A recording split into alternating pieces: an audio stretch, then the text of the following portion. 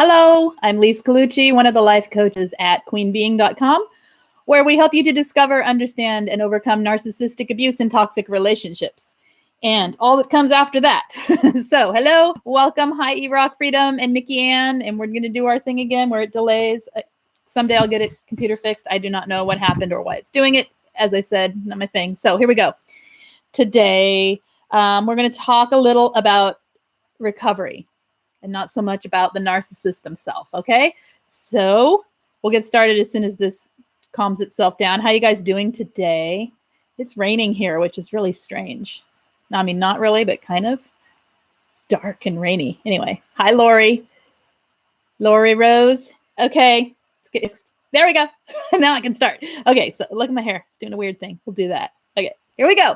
So let's talk about recovery after narcissistic abuse and finding positivity. So I'm going to read a question that was asked with permission to read the question, and then we'll go from there. You're having a hard time? Talk about it. What's going on? Freedom. You talk about this, and we'll merge in the middle. How's that? Okay. Let's see. Been off my game since I got the small Hoover 2 weeks ago. I need this topic. Excellent. Parents are coming back. They're both narcissists. In my estimation, extremely toxic. Snail mail. Okay. Yeah. So let's talk about the positivity. And you keep going if you have something you have a question about as well. So here we go.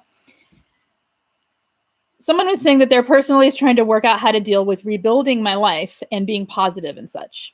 And I asked them to be more specific. And what they said was they used to find it effortless to be positive.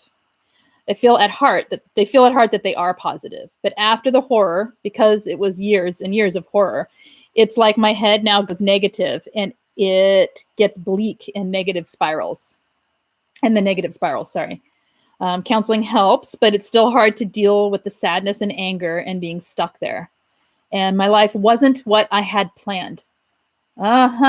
I know that feeling, right? It wasn't what I had planned. You wake up in the morning and or whenever, and you think, how did I get here? What is going on, right? And I need to find a way to be happy with what I have and come to terms with things now. Yeah, I think we can relate to that, right? I think a lot of us can relate to that. And we'll go on to the next one that is related in a second. So coming to terms with things as they are. One thing you can do is look at how you approach change. Change that happens in our life, it's going to happen anyway. Life is change, right? Nothing is the same no matter what. And people who have lives that are very much the same all the time, there's a certain amount of not living that's going on. You know what I mean? Or what am I trying to say? That it's very few people who have that. And if it's not, adaptability to change is what I'm getting at. We have to look at how we react to things that are changing. When we have change in our life and we have transition in our life, we're going from basically one season to another, right? And when we're thrown into the next season without any preparation or warning, then we're basically going from, a nice summer day to the middle of fall in the north where it's freezing, right? So we don't have any preparation to get us there. But once we have a certain amount of recovery, we can go back and collect the things we need to keep ourselves comfortable and happy in the season that we're in. There is a lot of change. There's a lot of loss and grief that comes from having a narcissist in your life, no matter what form that takes. There's a lot of grief and loss and acceptance that has to happen, that your life is not what you planned, that things are not what they should be, so to speak. And so, it really takes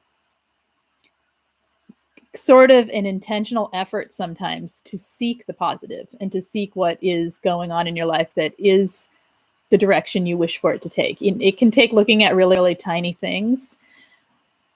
The number one thing I can think of is realizing that you have a choice who you can be around now. And if you're away from it, if this person is away, so I know that I'm speaking directly to that. If you're not away from it, then it's a different situation. But I'm talking about after abuse right now, when you're away from as many toxic people as you can. And then we can go back into more like what to do when you're actually still in the situation to find positive. So seeking the positive can mean looking at the smaller things in life that bring you joy and realizing that you couldn't experience those when you were with a narcissist. You could not, because you couldn't feel it, because everything was so buried under with the toxic negativity in your life.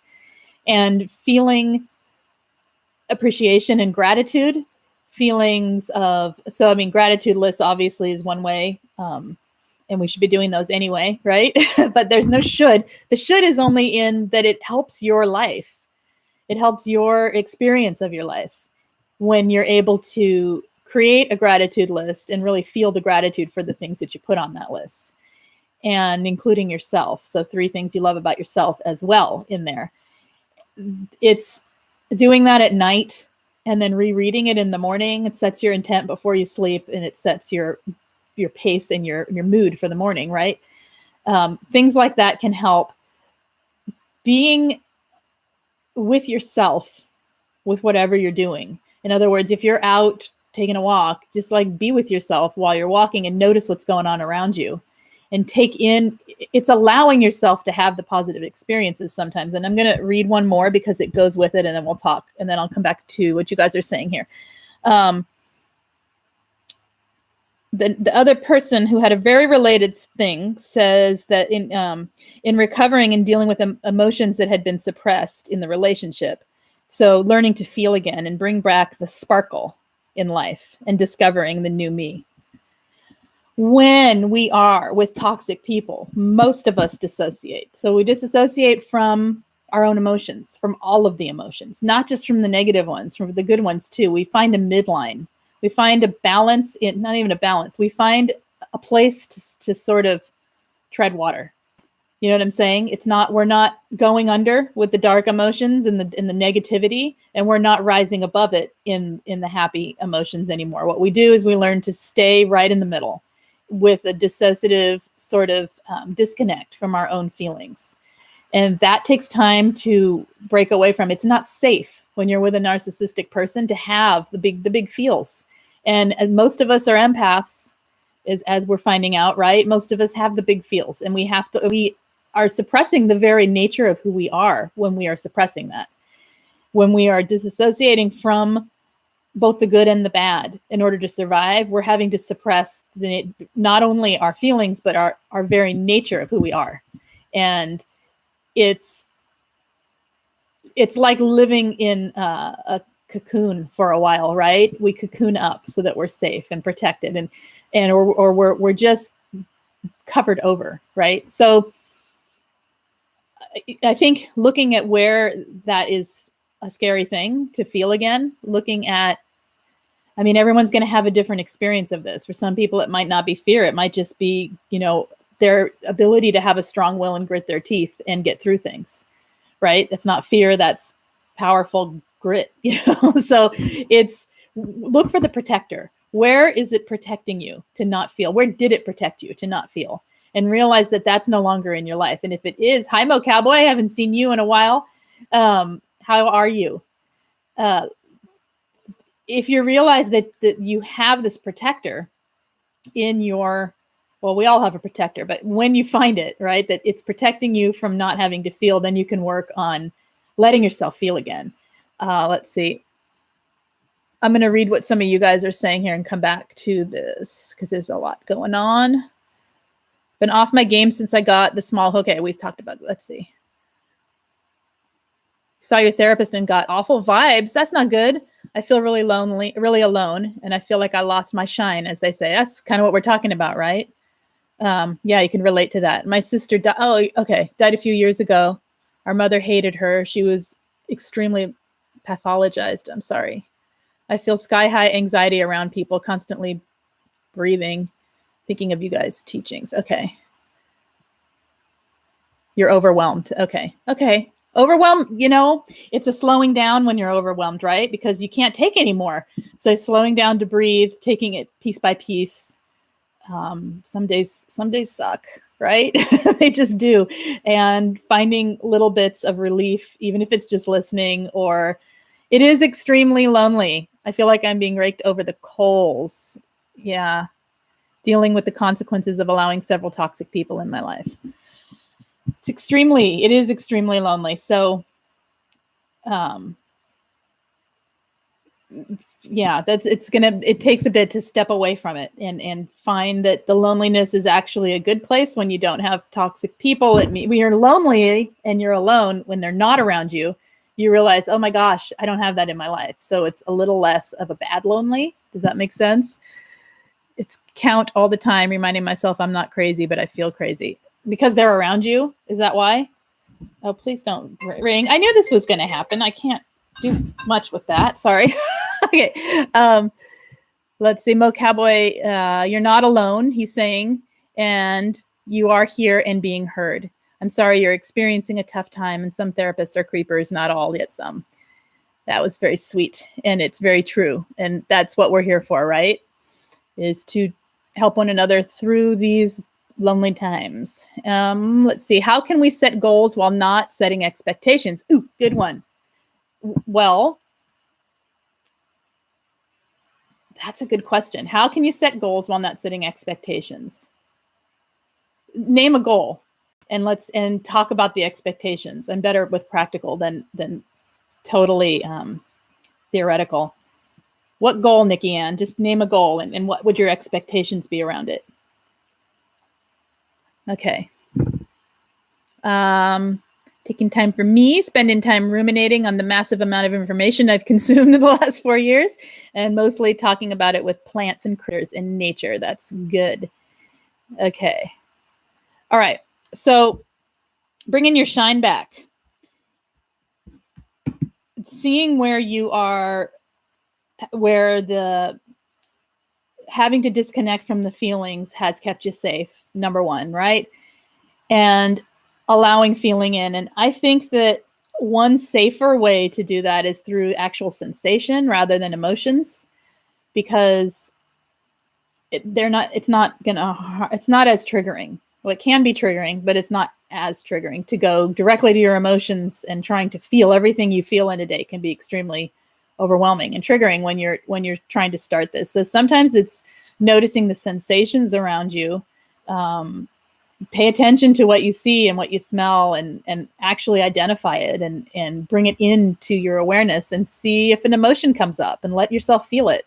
Sometimes we have to let ourselves feel the bad a little bit more in order to feel the good, because what happens is you're waking up the whole emotional center, right? You're waking up your whole ability to have emotions again, or how to feel your emotions. Rather, you have them, you're just not connecting with them. So you're waking up that connection, and it can wake up all the dark stuff too. So having a support system in place that you can talk to when things come up, that's important. Because if you set up the safety nets and you allow the feelings back in, then you're not re-entering it from the place of how it was before with the narcissist, where it was toxic and unsafe to be heard, right? You're entering into it from a place where it's safe to be heard and to feel. So setting up people that support you, if you're on SPAN or places like that, talk about how I was feeling great and now I don't feel so great. Things like that they come up. So know that it can be a little bit of this back and forth pendulum swing until you find some balance with feeling, and that's okay. It's normal. So I'm here feeling extremely unsafe in my parents' empty place because they were in Florida up till later today. It's literally where my sister died. It's so dark.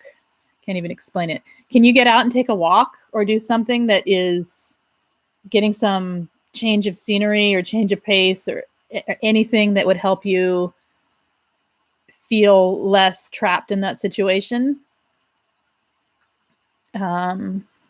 Okay. All right. And I like Mo Cowboy's talking about nature a bunch in here. And I think that's another place to open up feeling and joy, is to get out into nature, even if it's the public park and you're looking at the grass blades, it doesn't matter. Anywhere where there's something green and natural, or even if it's the desert and it's brown and natural, something beautiful, something that evokes emotion in people, evokes feeling. If you are unable to get out, look at nature photography, anything to get yourself evoking true feeling, not feelings for people, not negative feelings about your past, but just feeling in the moment and allowing in the joy that comes from that. That's another place to find your joys in life. The joys in life are experienced through allowing ourselves to have access to them, right? When we block it out, then we block it out, all of it. I've been walking my dogs into a therapist who gave me bad vibes. I'm sorry.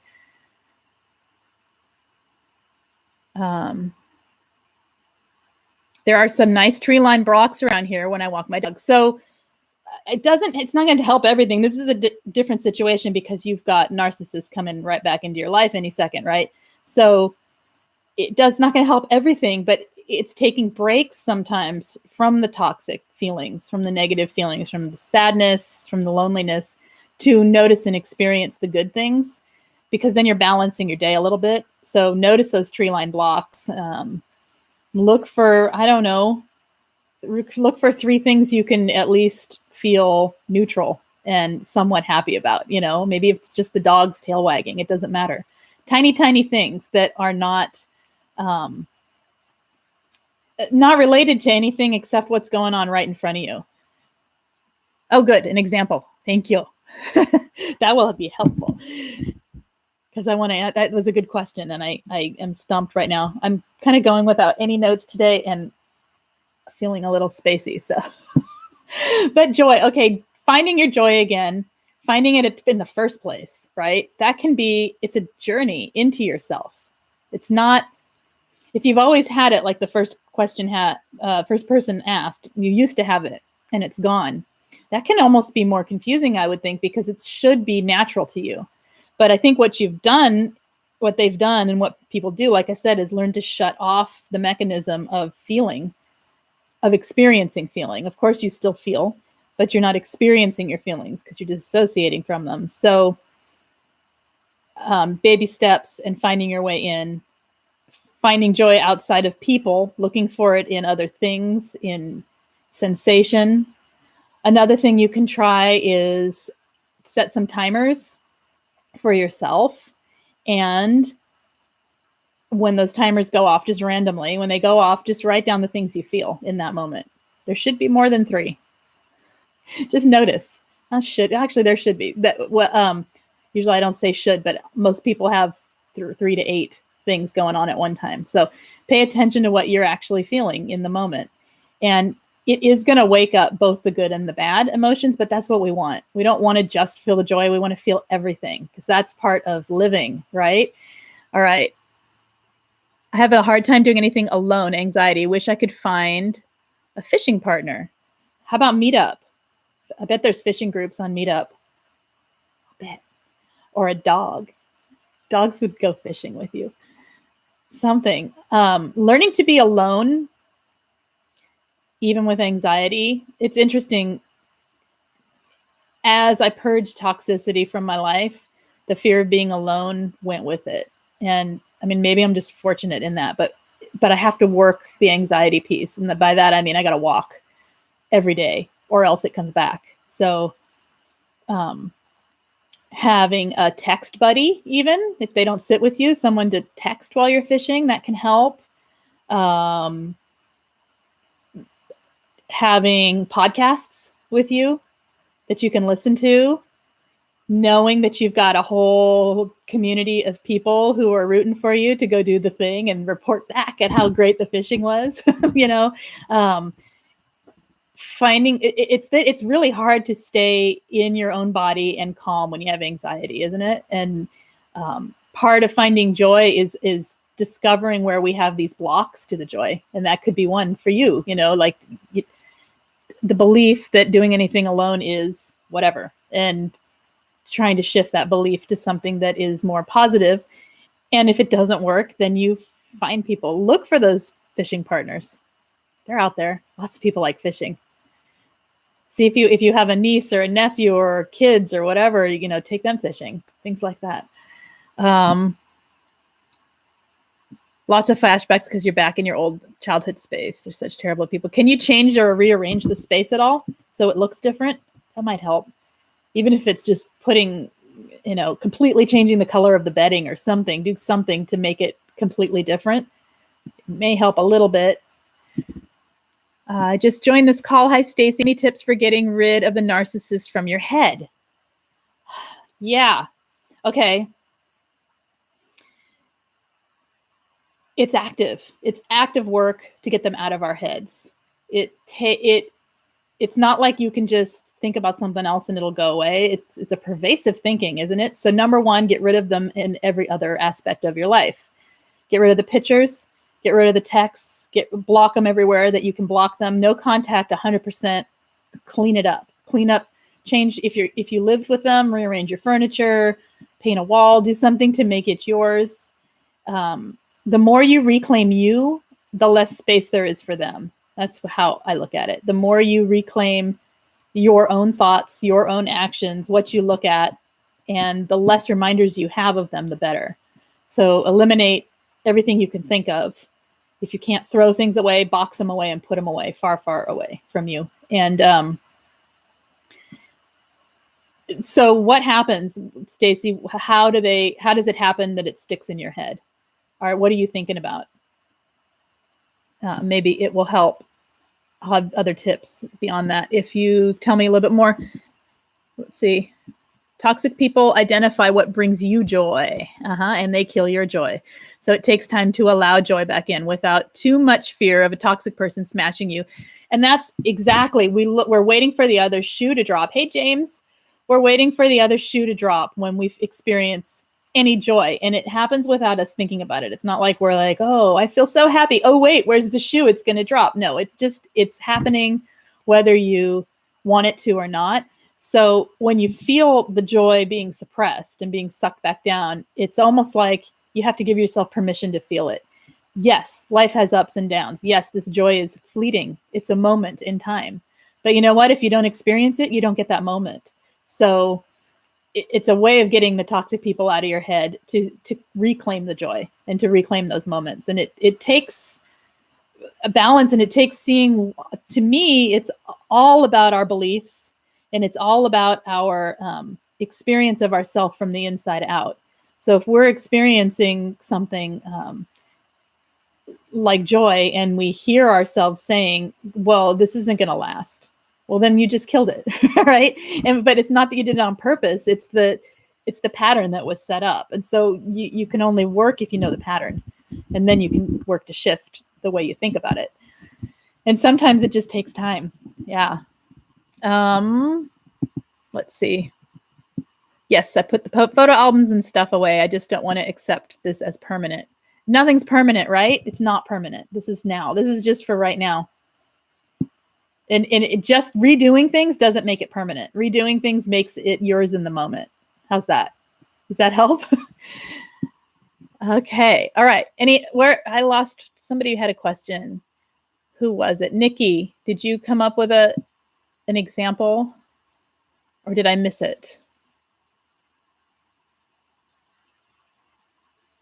So another thing when we're talking about reclaiming our joy is to make sure that you are not exposing yourself to toxic people inadvertently, or make sure your boundaries in your life are set up so that you're not being drained of the energy that you have for yourself. It's really hard to feel joy when people drain the heck out of you all day long. And that is an important one, because one thing that being with a narcissist can teach you is how sensitive you are to the energy of people around you. A lot of us discover that after a narcissist, and we don't know what it is. But what that is empathy. That is the empath in you that's being sensitive and having a reaction to the energy of other people around you, and to the behaviors of other people around you, and the feelings of other people around you. So if you're around a bunch of drains, then make sure you are seeing where you can have better boundaries and stopping the leaks of energy that are coming, that are in your life, right? Stopping the leeches of energy that are in your life, so that you can have the time and the energy and the focus for the joy. Does that make sense? I think it does. It involves so much pain and anger. It does. Okay. Lori Rose. Why do you keep losing me? What do you mean? Are you talking to James or me? I don't know. Is your internet cutting in and out? I don't know. Okay. Stacy is saying, I have an exam to take and the narcissist parents enter in while I'm taking the test and I lose time. Anxiety increases. Cerebral father, cerebral covert narc. No one is smarter than him. Damaged me. Yeah, it's so hard when they're still around, and to get away from it is obviously the ideal. So setting some plans in place to get yourself where you're not being exposed to it. If it were me, I would take the test to the library or somewhere else, and I wouldn't do timed things or things that take with them in the house or present, because they're going to sabotage. So it's setting up your life so that they can't sabotage you. In other words, instead of just protecting yourself by tolerating, you just take it into your own hands and go somewhere else and do it. That's what I'd do in that situation in particular. I mean, it's already done, but in the future, I would do that, or go drive to school and do it there. Oh, he's in your head. He's in your head telling you. Oh, okay. So it's okay. Your covert narcissistic father's words are in your head. Can you hear what he's saying to you in your head? That's where you restate those. Write it down. Okay, since you're in the cerebral thinking mode anyway when you're doing a test. So let's redo this situation. Okay, you're taking the test.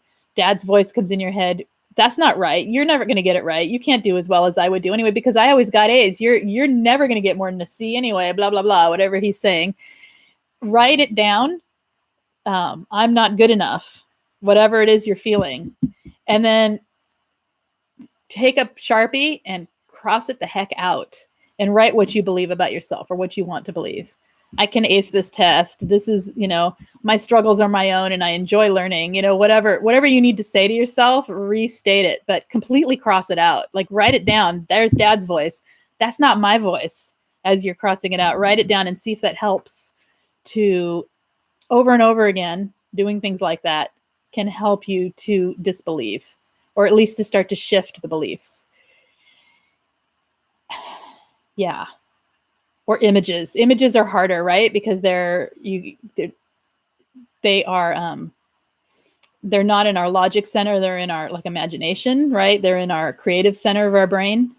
So I would visualize something better. Like maybe visualize some light. If you're good at visualizing, visualize a color of light that makes you feel protected and push his image away with that light. I would find a way to play with it if you can visualize. Since I can't, I can only imagine how wonderful that would be. I can only offer it as a suggestion, as a theory, because I can't do it. But I know people, when they can visualize, can use their visualizations really well to help push those images out and replace it with something better. So that's what I would do. It is PTSD. Laurie says it sounds like PTSD. It is PTSD. That is definitely a trauma response, and from PTSD from the abuse. So this is why I had accommodations for test taking in college. Yep. That's another good one, is to go talk to someone about accommodations for test taking and anxiety. Yeah. And especially if you are diagnosed with PTSD from trauma. Okay, any other questions, you guys, about anything? Or I'm waiting still to see if, is it Nikki? No, you're spacey today too. I'll bring it up again when it comes to me. Okay, all right. I just can't think of, tell me what was the question again? Maybe it'll come back to me now. My brain is not on the other thing. How can we set goals while not setting expectations? So you're setting a goal without knowing what the result will be. You're setting a goal to achieve.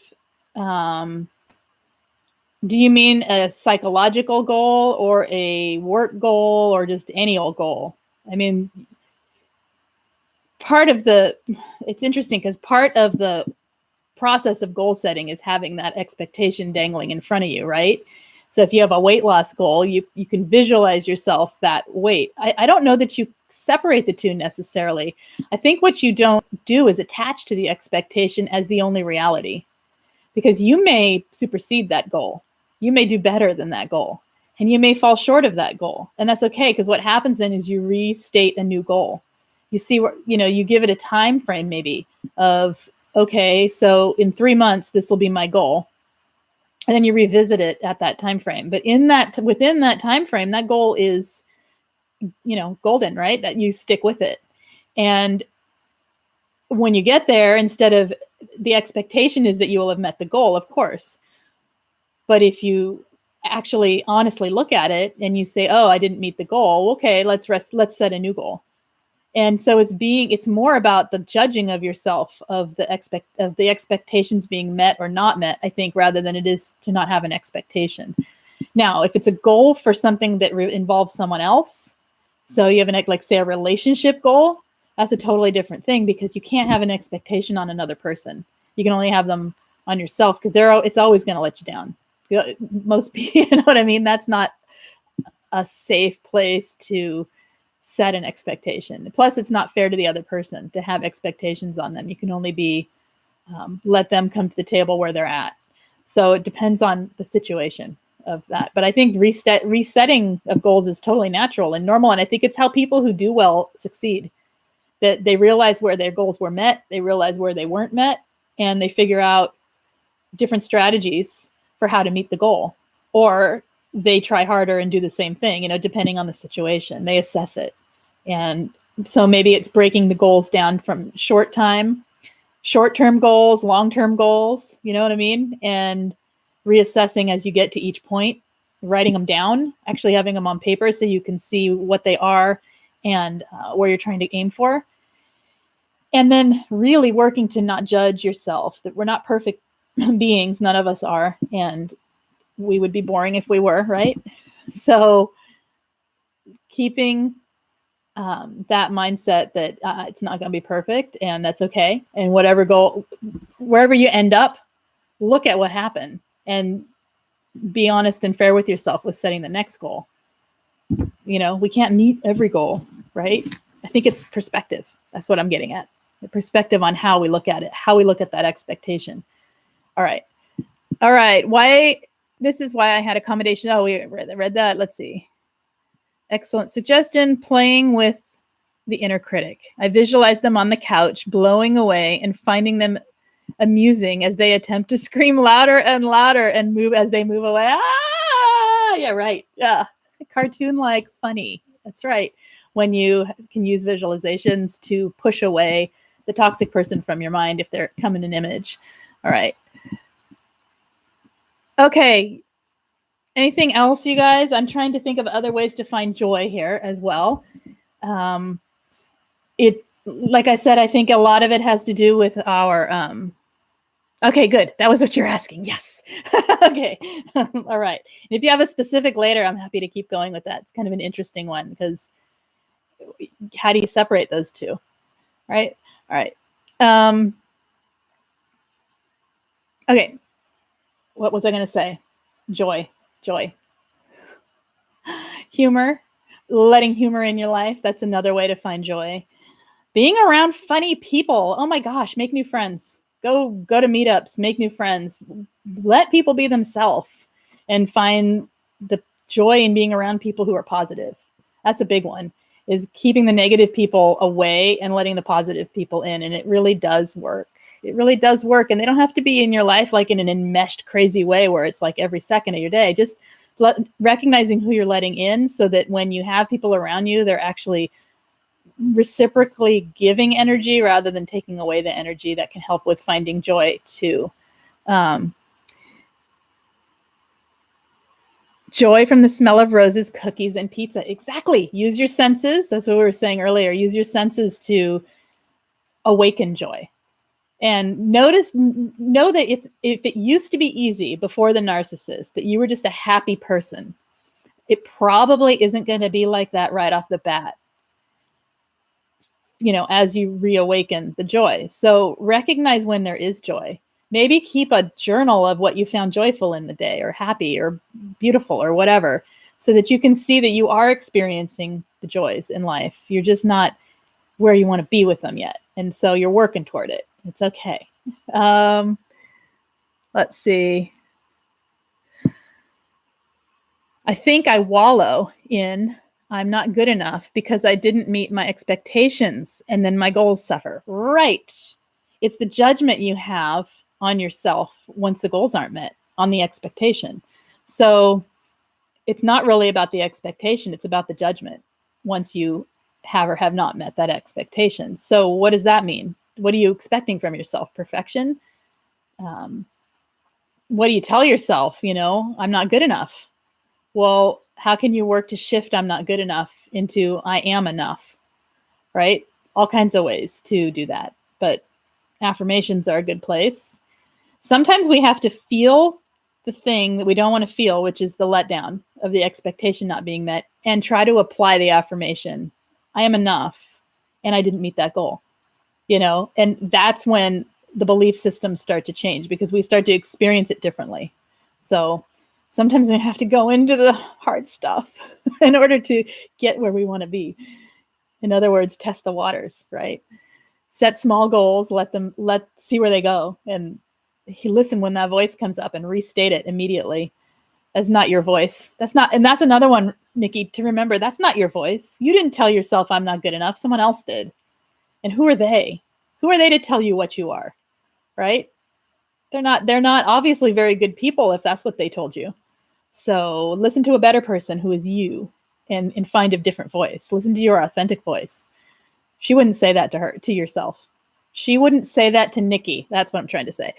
It seems whenever I'm showing joy, someone inevitably comes to crush it. Yep. It's almost like being a kid and running to give flowers to a narc mom and having her explode because you brought her weeds. When I see someone move in on my joyful daughter, I get mama bear mode. Oh yeah. Narcissist uses crushing her joy to get me worked up. Hurt her art and clothing choices. So do you mean non-toxic people crush your joy, or when you're showing joy, or do you mean that toxic people come around and crush your joy? There has to be a place where we don't care what other people think we're happy anyway. That's the aim. We feel joy, and you can feel joy in the worst situations. This is an interesting one. You can feel joy when you're miserable. You can have both. What a narcissist teaches you is that what being abused emotionally teaches you is that it's not safe to feel. So learning that it is safe to feel, it's just intense, right? There's a lot that goes with feeling. We got to be ready and willing to wake that up. And people who ask these questions are ready and willing. So there are going to be people who come and try and crush your joy. People want you to stay exactly as they know you. They don't want you to make change. They don't want you to be the better version of yourself. They want you to be as you are because that makes them comfortable. But your life is not about them. Your life's about you. You know that, right? So your joy has nothing to do with them. And in fact, they're just trying to make you play a role. It has nothing to do with your joy even. It has to do with the way you're behaving. And they want you to behave in a way that they're used to you behaving, which is miserable because of them, right? And if it's not a narcissistic person, it just looks different. And so they're uncomfortable. So toxic narcs cause the trauma, and then regular folks trigger and I react. Okay, so it's a trigger. Okay. Right. And so I think it's realizing that our experience of happiness and joy has nothing to do with the other person. And that's why I'm saying, like, finding joy outside of people. Like, it's great to have joy within a relationship. Don't get me wrong, but we have to find it in ourselves too. And then no one can touch that. When I'm pretty happy, unless someone's really, really coming at me, there's not much anyone can do to like get in that space of happiness because it's mine. They don't get in there, and it has nothing to do with them. So why would I let it affect my mood? It's kind of a mindset, and it's kind of a defiance in me, about it. But obviously when they're trying to crush you, that's a different situation. So stepping away, setting boundaries with those people, saying, no, I'm choosing a good mood now and walking away. Don't let them in. I love the phrase well-intended bad advice. It's a great to help discern what advice helps healing and what doesn't. Commitment is forever, Mo, no matter what. Abuse is a deal breaker. You were talking to Mo Cowboy, I think, right? I do not know. I don't know what you're referring to. What did I miss here? I missed something. Okay. Nothing but perfection was acceptable to my dad when I was a kid. He totally hit the nail on the head. Yes. And you are not your dad. And you get to make a choice and you get to be imperfect. And guess what? Imperfect is more fun. Imperfect is real. No one's perfect. He's not perfect. We know that for a fact, right? You're not perfect. No one's perfect. And it's beautiful because if you were, you'd be an automaton. There's no such thing as a perfect human. So you be the best you can, of course. You strive to be you strive to be what you feel is the best self you can. That's what we aim for, right? But sometimes we fall short. It's okay. Imperfect happens. And, perfectly imperfect, that's the phrase to have as a mantra in your head, right? Okay, superstar. Hello. Empaths can find joy in awful situations, whereas narcs think in black and white. Exactly. That's what I mean, is that people who think multi-dimensional layers think in layers the way we do. Of course, we can find joy even in an awful situation. It doesn't mean your life is joyful. It means you're able to experience joy as well. So totally different than when you are out and trying to seek a more joyful and peaceful existence, right? And somebody is pounding on my door and my dogs aren't barking yet. Kids come to play. Can you play? Pounding on the door. You can play. Okay.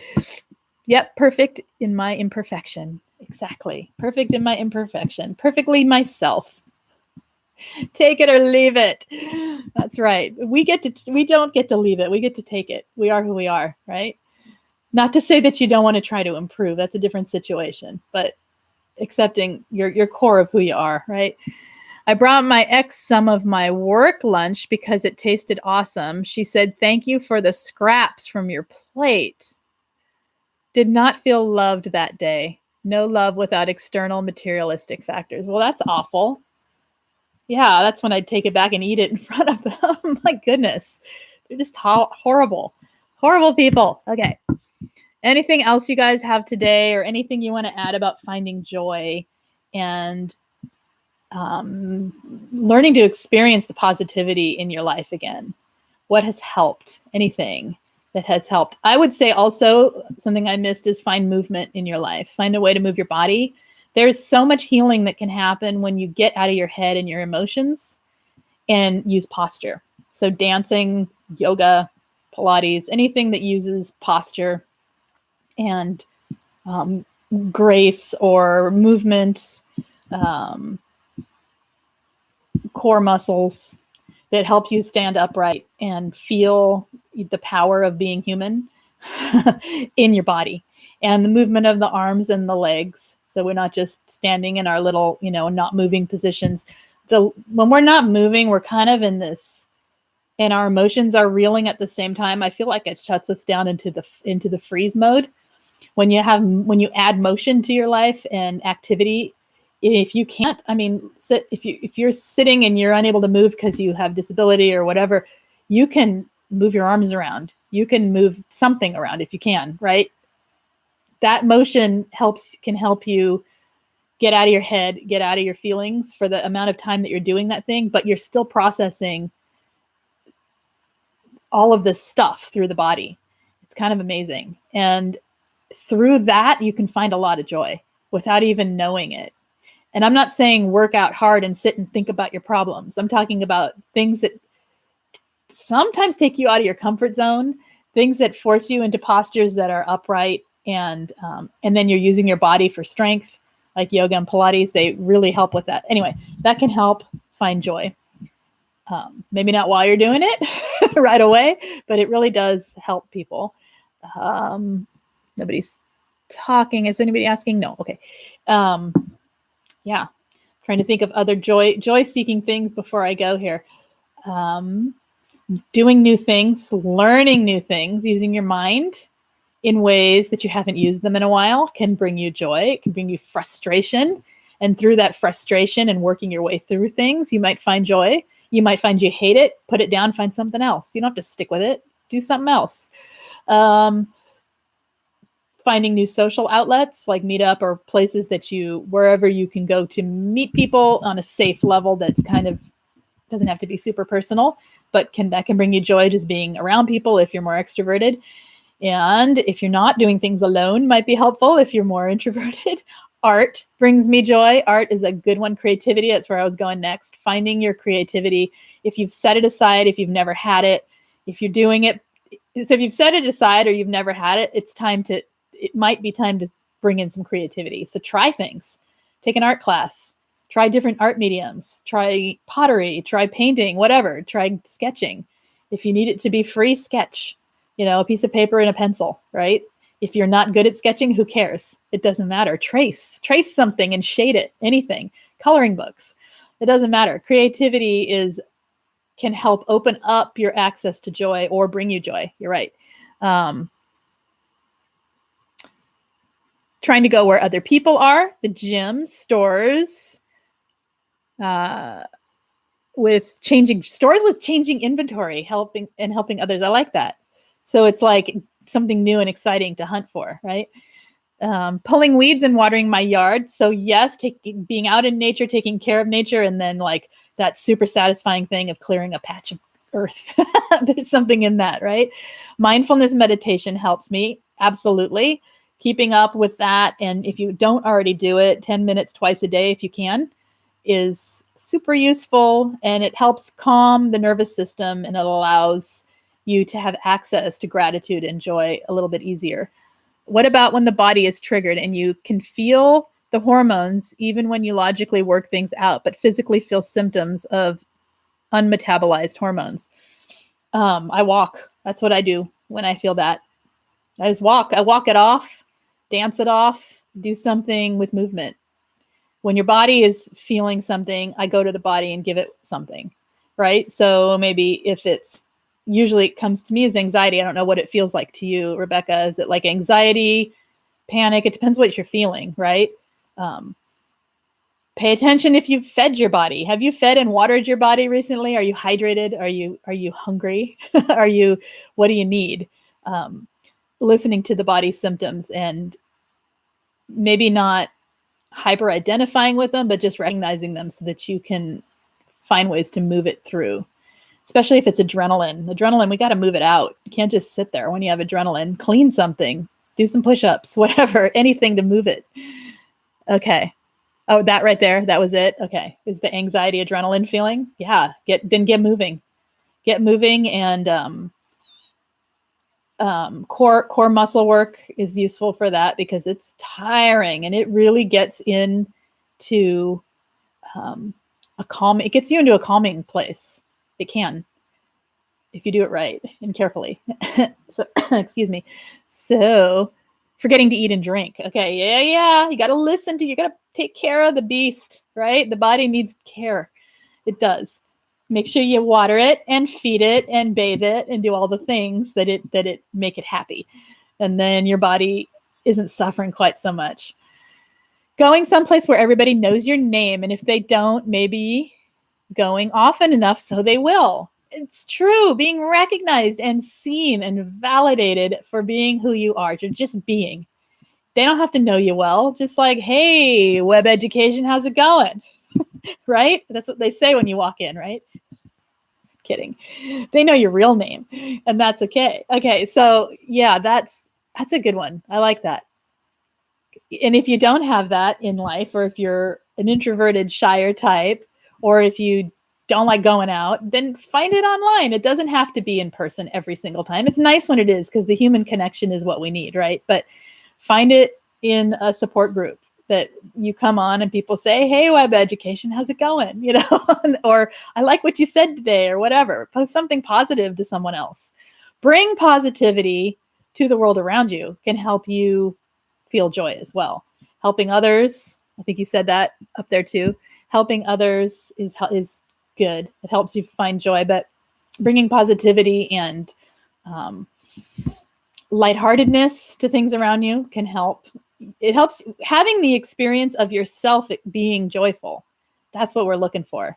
It's not just feeling happy. It's actually experiencing yourself giving joy and receiving joy at the same time. That to me is the ultimate. And that's when no one can touch it, right? Because it doesn't matter what you're receiving back. You get it just from the giving of the joy. So, and from the having of the joy. Anyway, go on. Let's see.